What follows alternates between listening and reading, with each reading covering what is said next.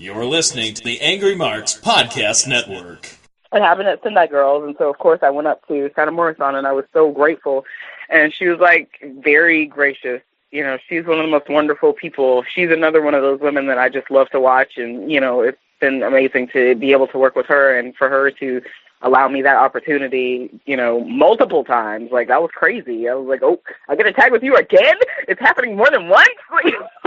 Yes, let's do this all the time.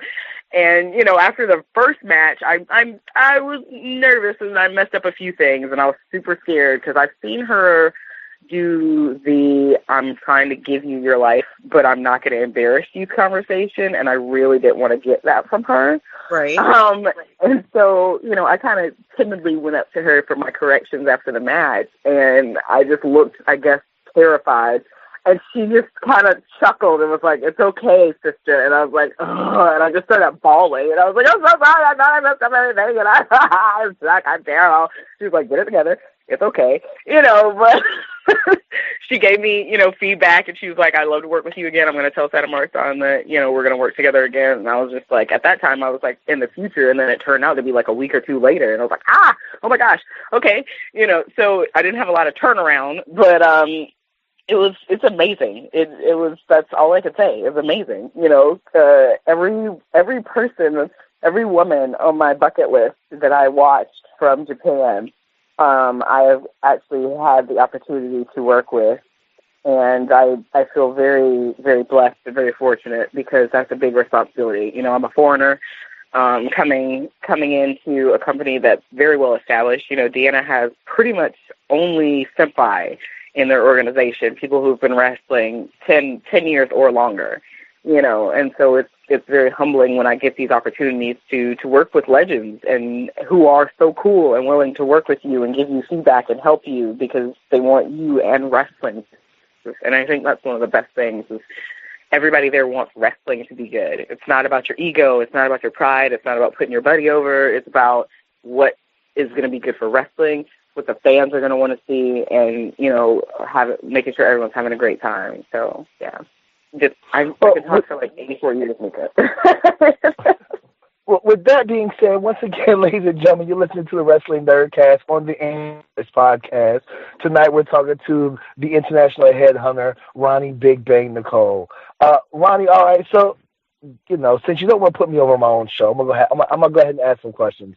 I want to change topics a little bit because last time we talked, you know, we were talking about women's wrestling and the women's, especially, you know, at the time WWE was really pushing the women's revolution and stuff. And now, if you pay attention to wrestling, if anybody pays attention to wrestling, you know that the Mae Young Classic is going on right now. As an American who travels and has wrestled in Japan several times and stuff, how do you personally feel about the Mae Young Classic and how it's presented as far as women's wrestling goes? I think it's a brilliant concept, you know, and I think it's something that's definitely long overdue. You know, there have been women throughout the years who would have excelled at something like that, you know, and I definitely think that it's amazing that where we are at this time in wrestling and just as a generation of wrestlers that we have all of these opportunities that will be available to us in the future, you know, to showcase that on the most recognized stage in wrestling is phenomenal, you know, and hats off to all of those tremendous women who tore the house down in all of their matches and who are representing for all of us still working our way up the ranks. So, yeah. I actually haven't watched any of it as of yet, but I've been hearing some really amazing things, and I know a lot of the girls who are there, and I've had the pleasure of conversing and receiving feedback from some of those women as well. So I wish all of them luck, and I know that everyone is really enjoying it because I've been seeing it all over everything. So it's kind of like Now, with you coming back from Japan, of course, as indie wrestlers and stuff, you know, once somebody goes to Japan and they go on a tour, especially an extended tour of Japan and stuff, they kind of come back to the States and there's this aura around them. I will admit on my own show that after this last tour, seeing you in Kinston, North Carolina at a show, was like, oh shit, Ronnie's here. Like, And even though I've been wrestling longer than you, I was like, oh man, I'm gonna talk to Ronnie, get some advice, get some tips. Now, when when you go to locker rooms now, and you have a reputation like this is Roni Nicole, like she's an international wrestler. She has done several tours in Japan with some of the top Japanese wrestlers. Do you feel that a lot of not only female wrestlers but male wrestlers are intimidated? How are you greeted in the locker room now? Do they kind of like walk up to you really humble? It's like, hey, Ronnie, how you doing? Or is it business as usual? No. No, that doesn't happen. No, that doesn't happen. And it's funny because, like, at that show in Kinston, that was actually the first time that I had been to a show that had most of the people that knew me when I was coming up through training. So these were people who saw me toting ring ropes and, peeping my head in the locker room because Dan would not let me back in the locker room yet. Like, it was definitely really nice to be back in that type of environment. Like, and so when people did come up to me and they were like, yeah, can you watch my match or give me advice? I'm like, no, fool, because we're not, no, get out of here. Like, I am not nobody. You know me, whatever. If you legit want me to say something about your match, okay, but I'm not, no, because I don't have that level of skill yet. If somebody sends me their match and they're like, will you watch it and give me critiques, I will do it from the perspective of where I am and the skill that I have and what I've been taught where I am right now. But I don't look at myself any differently because I'm still on the grind. Like, I ain't got that Hardy money yet. Like, I'm not nobody. Okay? When y'all see me on some Mae Young or, doing something else on the big grand stage, when I'm fully dominant of Japan, like, you can't go on a bus stop or into a restaurant or turn on a Japanese commercial without seeing my face and seeing me body slam some little Japanese dude, then we'll talk about me watching some matches. But, until that point, to me, it's not, I don't want to get caught up in that mystique because the moment you do that, somebody can bring you down really fast. And it shouldn't even be about that because there's always going to be somebody better than you out there. Somebody's working while you're sleeping. Somebody is training while you're off. There's always somebody there to take your spot. So you just have to work and focus on what you're doing with what you have at that time. And I'm always willing to help people. Don't get me wrong. Some of my homeboys hit me up and they're like, watch my match. And then I'm like, ooh, I forgot that you're my homeboy so I can talk to you differently than I talk to other people. And that was probably kind of rough. And so then I'll like message him like, are you mad?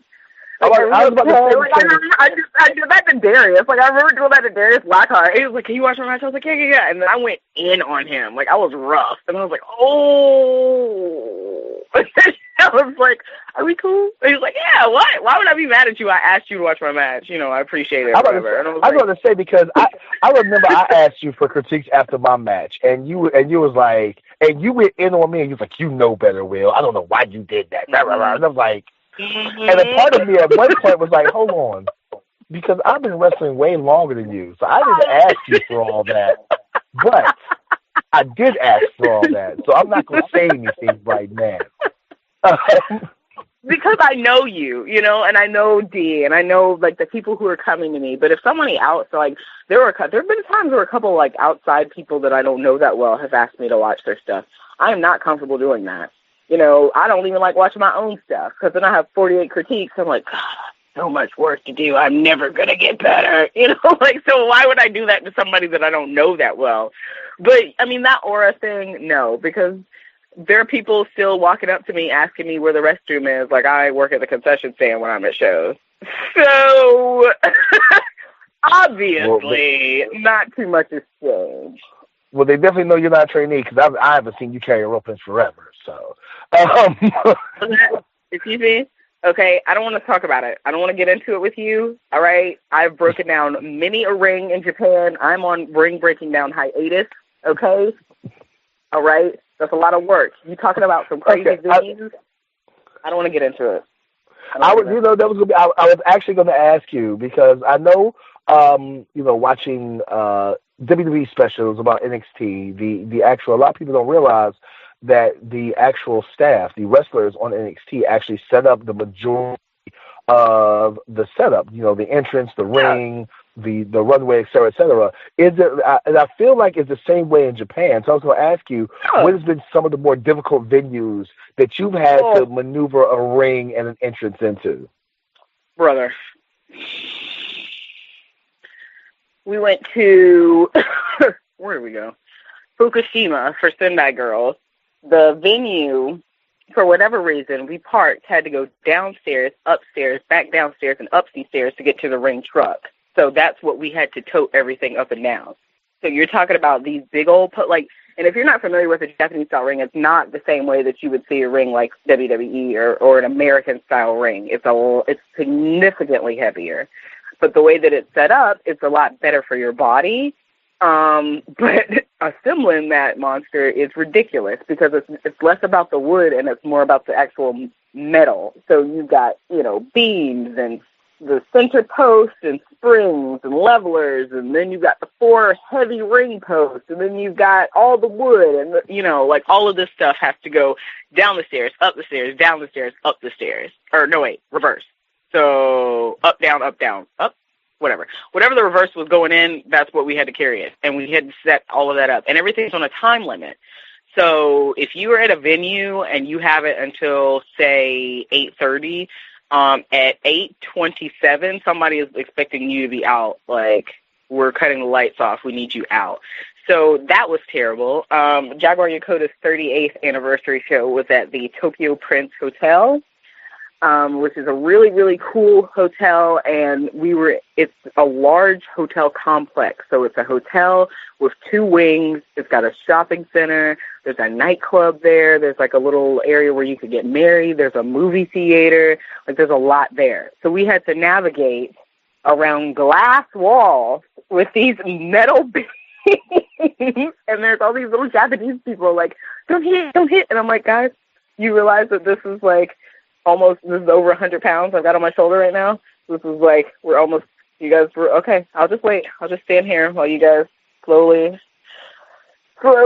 inch us along. And it's rough because if you think about it, like I had posted a couple times, show days when you're in Japan kind of start the day before or 2 days before, depending. So like a dojo show, that's 2 days prep because we have to prepare the whole dojo for the show. Or if you have a show that you were hosting at a different venue. So there's a venue called Shinkiba First Ring where you don't have to take the ring, but you have to take like your turnbuckle covers and your apron and all your merchandise and anything you want to set up, you can take it there. But they have like the ring and the chairs and the lights and all that stuff already. So it's really good because you don't have to worry about doing a ring setup, but you have to make sure that you have everything that you need, because you're going to go in, set everything up like it's your place, and then take it back down and take it out, including trash. So you have to take everything that you bring in has to go right back out with you.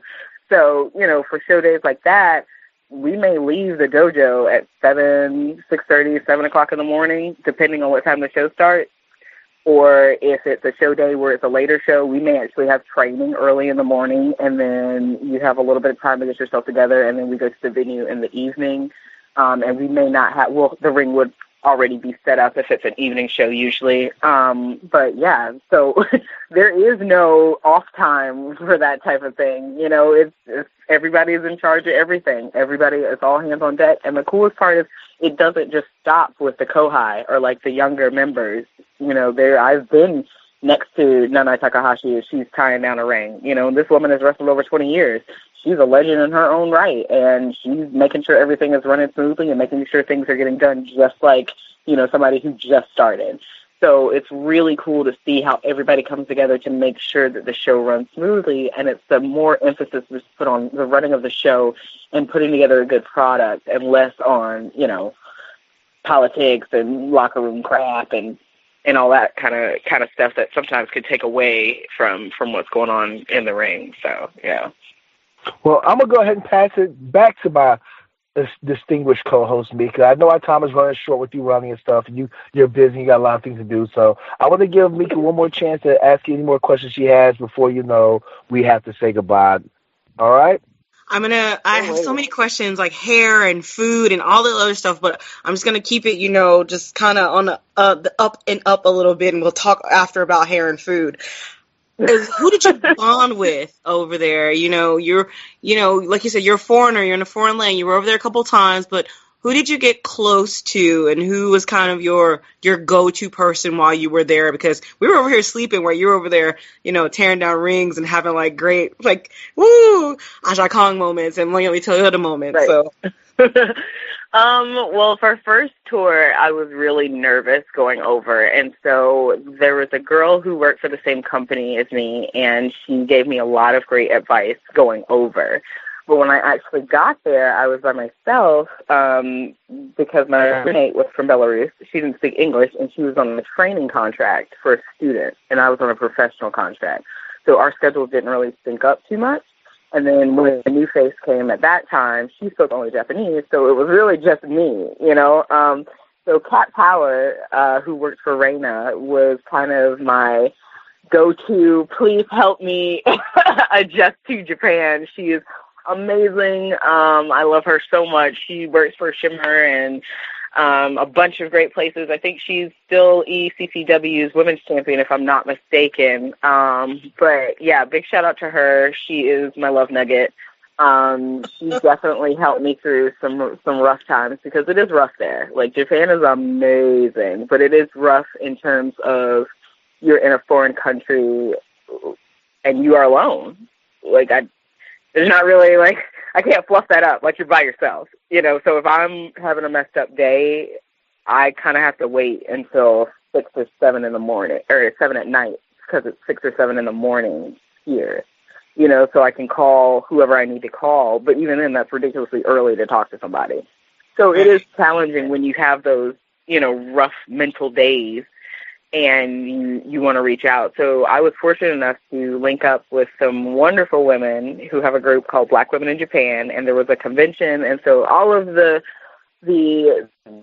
women from the areas, I guess the Kanto region of Japan, came together, and we had a big convention. So I got to link up with a lot of people my age, which was cool, because my neighborhood was a lot of olds. There's mad olds, and like some babies, but mostly olds. And so, like, there weren't even people my age to hang out with, and it's kind of, you don't really want to hang out with too many people from Roppongi because it gets kind of sketchy. But like, the stories are all true. Oh, yeah, all the stories are true. Whatever you've heard about Roppongi, all of it is true, and it's all wonderful and terrible and wonderful at the same time. Just find Rocky Romero. You know what I'm saying? He can help you out. Listen, and I've actually never crossed paths with Rocky. I've crossed paths with Trip before, but I've never crossed paths with Rocky. But I'm challenging him for the throne of Roppongi. Like, real talk. He has no idea. So, Mr. Romero, if you hear that, I'll be back real soon if you want to throw it down. I'm gonna make sure that he finds out about that. I'm definitely gonna make sure that he finds out that you're challenging for that. I don't know what that entails. Mika, do you know what the throne of Roppongi entails?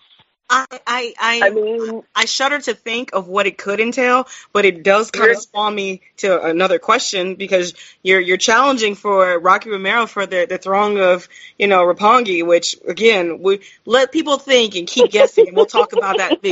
We'll do a follow-up episode about that. But you've clearly faced guys before, and is there an advantage you feel for you, because you're not your average typical woman, you know, you're Big Bang, it's a real thing. So do you feel that being the intergender path, that you want to continue on that, or do you want to just crush little girls in your wake? What's your plans here? My plan was always to take over wrestling. Wrestling encompasses men and women. So, you know, I don't have a set, I want to be the best intergender wrestler or the best, you know, single female wrestler. I want to be the best wrestler, period, with anyone, male or female, tag or multi. You know what I mean? I want to get to that point where I can be as versatile as the great, you know. And I do admit, I was joking with somebody at that show in Kinston. There was another female wrestler there, and she's like, you know, I like working the guys. I don't know. And I was like, yeah, right? Because it's just, that's how I started training. So that's all I knew was being one of the boys. And so when I started wrestling women, unfortunately, I didn't have too many great experiences to start. You know, as it went along, I was able to get into some great organizations and work with some really phenomenal women, you know, and I was really fortunate and really happy that took off when it did. But prior to that, all my interactions with with female wrestlers were kind of negative. You know, they didn't have a really great stance on wrestling. They had gotten into it because maybe their boyfriend or somebody had gotten into it, so they were not 100% trained. You know, they were more worried about their outfit or are we going to match in the ring or, you know, than actually storytelling or being serious about the craft. And so that left kind of a bad taste in my mouth. And it, you know, it took growing on my behalf to understand that that's not every woman and that's not every person in wrestling. And so you do have to take it case by case. But yeah, and I got to do some intergender in Japan, which was kind of cool. So I'm hoping that will continue at least over there, because I would love to have a match with Marufuji and Okada. You know, so if anybody wants to book that, Noah New Japan way, I am available. Got it. Big Bang versus Suzuki. Minoru Suzuki. Oh my God. Oh my God. Don't even. Oh my God. Don't even. Like, I'm so. I love him so much. He's terrifying and amazing, and I love him. And I've started to, like, sneak little things into my repertoire that he does, and I'm like, I hope he doesn't, like, think I'm trying to be, you know, super marky about it, but I just love him. Like, his heel style, that's everything I feel like my inner Nicole wants to be. I have to be Big Bang, and I have to be who I am as a character, but deep down, like, everything he does is how I want to be in real life. Like, sometimes I just want to kick people over in real life and, like, smile at them evilly. For the record, Mika, I've never heard Roni squeal this much. I've known her for about 2.5, almost 3 years, and I've never heard her squeal. You know me way more than 3 years, William. You've known me way more than 3 years. No. Have you known more than 3 years? I don't know. I'm getting old. I got concussions. 2001. Yeah, dude. Oh. That's way more than 3 years. Right. Well, I would say this, because I know our time is short, Roni. I've got to ask you about the cat, your nemesis from your first tour. Oh, my God. Did the cat make a return this tour? Yes. Okay, and if you go back through my post, he made quite the return. Okay, so this tour, his thing was coming in the dojo. Like, we would leave the door open because it would get super hot, and we would try to cool the big area that didn't have an air conditioner. And next thing I know, he's in the dojo, just sitting on the mat, like, what's up? You live here? Yes, I live here. Why are you in here? Oh, I didn't know I couldn't be here. Yes, you did know that. We do this every afternoon. And I'm having full-blown conversations, like, yelling at this cat, and people are peeping out of the office, like, Nicole, daijoubu? Which is like, Nicole, are you okay? In Japanese, I'm like, yeah, daijoubu, yeah. You don't get out of the damn dojo. Like, I'm like swearing at this cat. It was the worst. And then he started bringing dead mice and, like, leaving them on the steps and little dead birds and lizards and stuff. Like, I can't with him. Okay, I can't. He would do stuff to irritate just me because I'm a cat myself. If you think about it, like, I'm not a cat person because I am a cat. Like, I don't want to be bothered. I like laying around in the sun. I like my snacks. If you pet me, I'll purr. I might scratch you. I'll attack you for no reason. I'm generally like a cat in real life. So I get why we don't get along, dude. But don't make it worse. You know what I'm saying? Like, we went through this the first time when he would trip me every morning. I'm coming down the stairs to go run. Right through the stairs, just a handful of claw right on the back of my Achilles every morning. Okay, had to start just hopping from, like, the 4th step to the ground, about to break my ankle. Okay, to avoid getting swiped like I'm an ATM. Like, oh, Lord have mercy, the worst. And then everybody's like, oh, his name's Tetsuko. Okay, so everyone's like, oh, Tetsuko, so cute, kawaii, and I'm like, are you guys for real? Y'all know he's the Antichrist, right? No? And everyone's, like, giving him little treats and stuff, and he's just sitting there, like, flicking his tail, looking at me, like, and looking at them, like, oh, yes, he's so innocent. Love me. And, like, yeah, I'm going to get you later, ho. And, oh, are you guys not seeing this? This cat is antagonizing me! Or, like, if I would come home from Roppongi, like, super late and be kind of, you know, a little tipsy or whatever, and I'm coming around the corner, and he would, like, dart across and, like, trip me. Oh, that's a setup. You know what I'm saying? Like, animals don't just mess with people unless they feel that there's something there. And I think that between us, like, he understood there was this mutual, if it wasn't cool to antagonize you, I would get you back, sir. Okay? Now, I'm not going to lie. I did squirt him with water. Like, there would be a couple times where if he made me mad and I was, like, cleaning the ring, we would have to wash the rags that we clean the ring with. And if he would be like swatting at me and messing with me, I'd just hit him with a hose. And he'd take off. Whatever. I don't feel shame, okay, for all the torture that I had to deal with, okay? Then he started, like, humping one night at, like, 2:30 in the morning, and he's, like, assaulting some other cat outside the window. This went on for, like, a week straight. And I'm like, and you're a rapist? Like, get out of here. No. We don't want that. Okay, you need to take it somewhere else. It was terrible, awful. We were by the river, so it was like a bazillion cats down there. Cats just have babies, and all these random cats from the day would just make their way by the dojo because everyone's feeding them. So what did cat do? I didn't sign up for that. I didn't want to. All right, well, I'm sorry for bringing up the cat. Thanks for running my night. No problem. Anytime. I live to serve. So you got to, before we leave, there's a couple of things I want to talk about, but most important, more than anything else, like I said in your introduction, you reside in North Carolina, but you are a Texas native. We are all aware of the tragedy that just hit the great state of Texas and stuff, but you have a great thing going on right now, a way to help out, as you like to put it, hashtag help Houston. Please let our fans and listeners know how they can help out the citizens in the of Texas.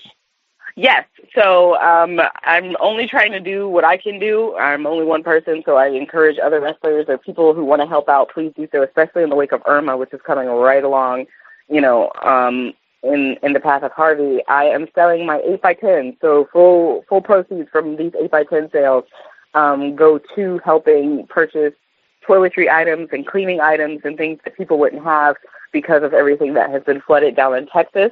Right now, I have got $50 so far towards purchasing things to be sent. So please, if you would like an 8x10 or just to make a donation, you can email me at RoniNicoleR@gmail.com for more information about how you can do that, as well as if you would like a photo, see what photos are available. That's also posted on my fan page, Roni Nicole / Big Bang Nicole, if you would like to see which 8x10s are available. Just trying to be a good neighbor.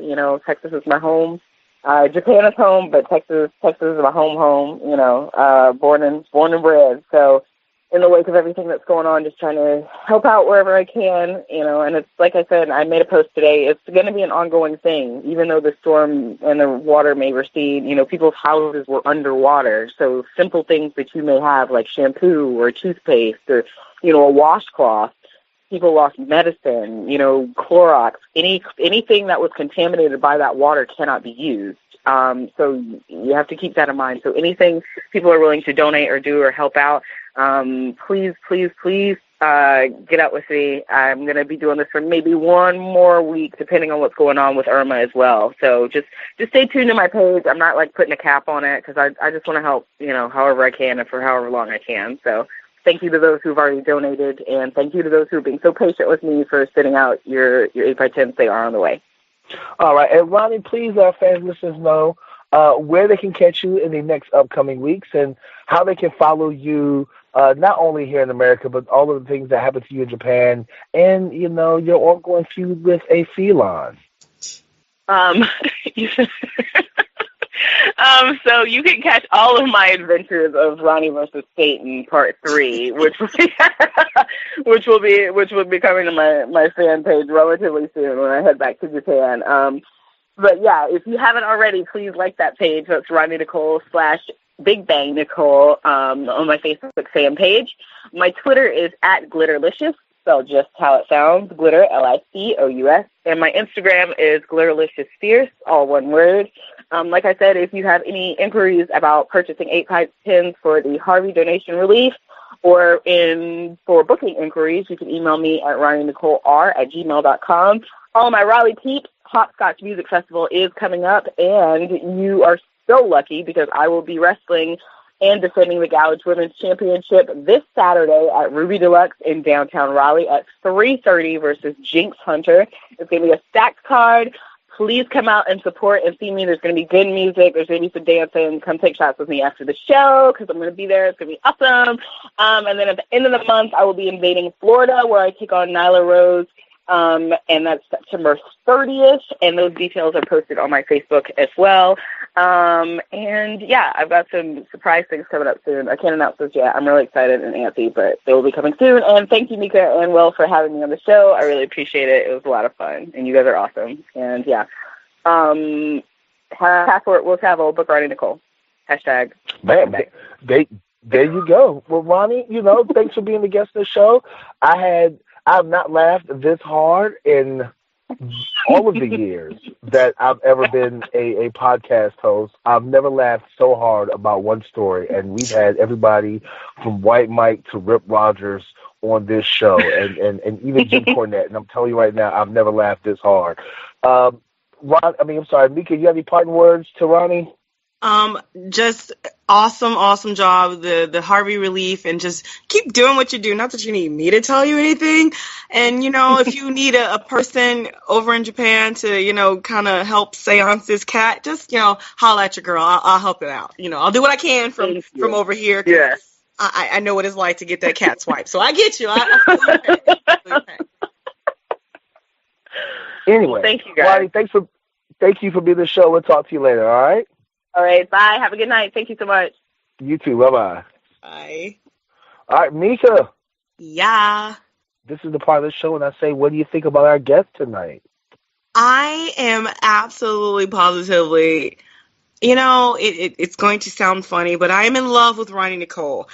I watched some of her matches. I watched the match where she, laid into you, which I was enamored. But now, just after talking to her and hearing some of, her experiences and just how, even as a wrestler, she's excited about other wrestlers and people, in the business, and how she's still humble and still, learning and finding her way and wanting to do better.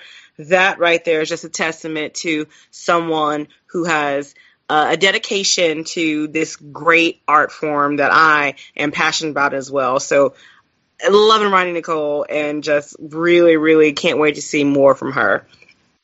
I'm telling you right now, man, you might not understand it. I've told Roni, I was like, she has angry eyebrows. I think that's why a lot of people are afraid to approach her, because she has angry eyebrows. And, maybe not on this show, but I'm going to find out what the whole Roppongi challenge is. I'm telling you right now, I've got to find out what this Roppongi challenge is. Listen, as somebody who has resting bitch face, I can understand a little bit of angry eyebrows. So, it's okay for people to approach people who look like they're mad or angry eyebrows, as you put it, because 9 times out of 10, we won't hit you hard. We might hit you, but not hard, so now let me stop. That Roppongi thing, literally that's going to be interesting. I will spend my US dollars and I will convert into yen to see that one happen. So somebody please book it, and I'm getting a plane ticket to Japan or wherever the heck in the world it's going to be, because that sounds like it'll be fun and decadent and just crazy all over the place. Exactly. Well, anyway, all right, so this is the end of the show. Mika, thank you for being on the show. Thank you for, this is actually your first show as a host. Let all of our fans and listeners, well, actually, what do you got going on this weekend, first of all? You got anything special you're going to do this weekend? Well, there is a show happening this Thursday. That is, I believe it's this Thursday. It's NWA Wildside Reunion. And if you know anything about the 3 letters I just said, NWA, Wildside, you know that is a lot of great legendary people. Iceberg, Jeff G. Bailey, a host of other folks. I believe that's this Thursday that's happening. I am going to break my neck and other things to get out there to try. I believe it's the 9th, maybe. I've got my days mixed up, but whatever. I'm going to be there. I'm going to go watch. There is a lot of wrestling happening in the Atlanta area. There is some stuff going on in Cornelia, Georgia. I believe that maybe the Ducklings are on that show coming up. So that's going to be interesting. There's just a lot in this area that I want to kind of try to slide out to and, enjoy as a member of the audience and scream. At the end of the month in September, you and I have a show that we're going to both be at Sunday, September 4th for Atlanta Wrestling Entertainment. Looking forward to that one. That's going to be 8 weeks later, and there's a lot happening. I'll be there probably doing commentary, and I think you're going to show up too, because if I recall right, there was a challenge issued, right? Yeah, we're gonna say there was a challenge issue. There was some problems at the AWE Roar show. We'll talk about that for a later date. Let's see, this weekend. First of all, like today, I want to say first of all, happy birthday to my youngest daughter, Ariana. She turned 11 today, and not only that, but if you follow my social media, you saw my bus stop selfies because I'm a bus stop dad. But also, my daughter, she plays Pop Warner football basically for the IYFL. And she had her first practice today with her pads. She did a great job, was knocking kids out. So I'm super happy for that. I want to wish my daughter a happy birthday. So this weekend, I kind of cut it short because it's her first game. So I cut my week short because I wanted to make sure I was in town to watch my daughter play football for the first time ever, or organized football for the first time ever. So this Saturday, I will be in Pelham, North Carolina for Pure Pro Wrestling. Don't know who my opponent is yet, but I'm always beating up people whenever I'm in Pelham. And then Sunday, I will be at RWA at Johnny and June's in Winston-Salem, North Carolina. So that's my schedule for this week. And then next week is business as usual. But before we go, Mika, let's show off your social media stuff and any shout-outs, anything you want to endorse before we let you go tonight. All my social media, I'm trying to make it simple and easy. Guys, girls, ladies, gentlemen, you can all follow me at Mika Villas on the Twitter, on the Facebook, on the Instagram, on the everything. I think I might have birds flying through the air that'll bring me messages at Mika Villas. Follow me, talk to me, like the crazy stuff. I post pictures from the wrestling events that I have been to, that I'm going to, and, I like to talk wrestling. So by all means, just go ahead. No unsolicited, just talk. Yeah, no unsolicited. As usual, all of our fans and listeners can find me on Facebook at William Huckabee, Twitter, W.A. Huckabee, Instagram, William Huckabee. Follow the Wrestling Nerdcast on Twitter. It's WNerdPod, WNERDPOD. Coming up in the next couple of weeks, we have a YouTube channel in the works where me and Mika will be on the road, doing at wrestling shows or conventions or whatever we're doing and stuff. And we'll be doing like videos and stuff with fans and popping 2-3 minute videos, talking to wrestlers, talking to fans, just doing the podcast hosting through video. So we'll be doing that.